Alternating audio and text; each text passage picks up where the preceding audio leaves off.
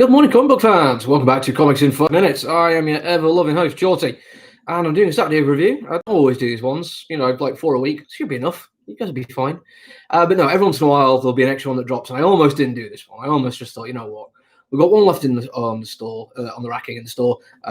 Most of the shops will probably have sold out of it by now, or because it's issue 1 of the 3rd volume in a series.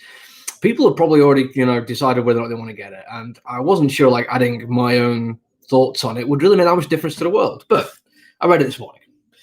This is the variant cover, by the way. I tend to always go for the variants if I can, because they usually get something a bit more interesting. Weirdly, this is the internal artist doing this one. If you want the Sean Murphy cover, you need to get the regular one. I should have thought about that. 'Cause I've got to say, right from the get-go, Sean Murphy is the reason why I picked up most of these Batman comics. The very first one, Batman White Knight, there was just something about his artwork style. It just really appeals to me. It's got a level of detail which is fantastic, but it's not overly clunky. It's not chock full of detail. It's that kind of really nice look where you can spend the next few seconds on each panel and find just something awesome that you didn't notice first time around. And that's a good thing. That's actually that sounds good. Of course it's a good thing. Me telling you that. It's great when you get something unexpected from a comic book, as long as it's something good. And it does that throughout it. It's its own universe. So you get a different take on Batman and Joker and Harley, and pretty much everyone is slightly different. They exist from a starting point that is not properly laid out. You just kind of jump in halfway through, and that's fine. This one, the Harley Quinn one, actually does seem to be telling a little bit more from the beginning. You actually get the alternate story of how Harley met Joker, although it's Harley meeting Jack.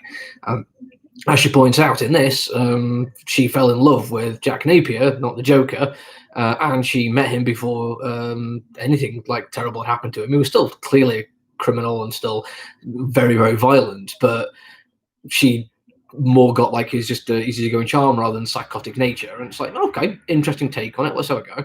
But on top of all that, you've got her just struggling to be a mother. Oh yeah, by the way, spoilers if you haven't read Curse of the White Knight. But that's probably worth pointing out, actually. This one does feel yes, they explain everything that's kind of going on, and they make sure you know what's happened, but without the full context of reading at least Curse of the White Knight, you're probably going to be, raising eyebrows a little bit here and there and trying to remember exactly, or trying to figure out exactly what's happened. And if you want to read Curse of the White Knight, I've got to say, you probably also just want to read Batman White Knight. They all do work as standalones, but you are going to miss so much detail and so much extra, just loving attention to detail in the story. Because as well as doing that for the art, he also does it for the story as well. This time around, he's not doing it on his own, which is not a bad thing, a bit of collaboration. It's Katana Collins is helping out on the writing side of things. And I think you can see a little bit coming in. The dialogue style goes a lot closer to what I really like, which feels more naturalistic. It feels more like people talking to each other. They have arguments and they interrupt each other and they get cross, and there's also some genuine senses of loving and longing in there, which is fantastic. And also problems of not being perfect, not being who you're supposed to be, and dealing with that. And it's got a lot more humanity to it than just Sean Murphy does on his own. Not to criticize Sean Murphy, as I say, he is the reason I picked these up originally. But the artist has also changed.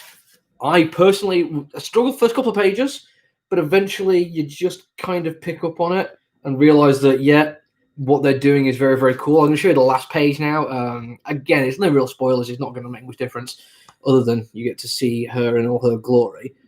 I'll try and get a better shot of that one. What the big difference there between this work and Murphy's is, it's just that little bit softer. Not amazingly so, not so much that it looks washed out, like a film noto or anything like that. It's still got all the level of detail in that you want there.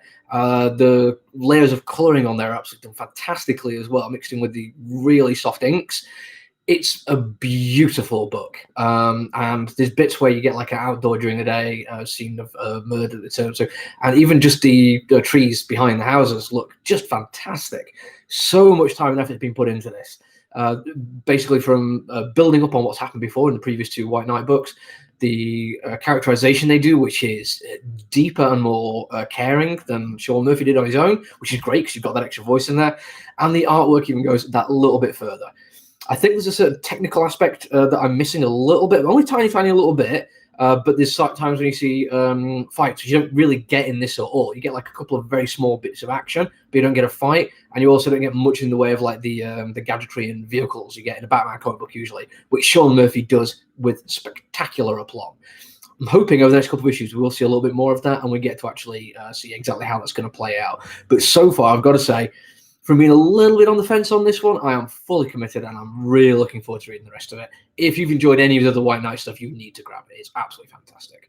Anyway, that's it for me. I'll be back on Tuesday. We're going to do our whole new comic book day thing again. We've got some very cool Transformers toys and other stuff coming in, so tune in, see what we've got. For now, though, enjoy your weekend. Bye.